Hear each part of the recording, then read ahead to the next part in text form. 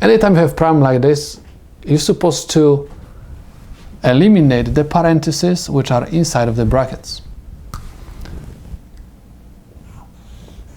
Simply multiply AB naught by C, AB naught by BD,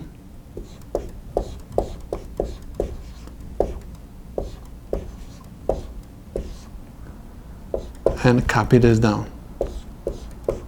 A naught, B naught, close the bracket, times C. Open bracket. Let's organize everything whatever is inside of the brackets. So I have A, B naught, C. B naught and B is always equal 0. 0 times anything gives me 0. Or A naught, B naught, C. I have A, B naught, C, or A naught,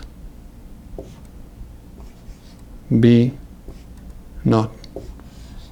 We're supposed to multiply C by every single term inside of the brackets. I'm going to have A, B naught, C, C, or A naught, B naught, C. A, B naught, C.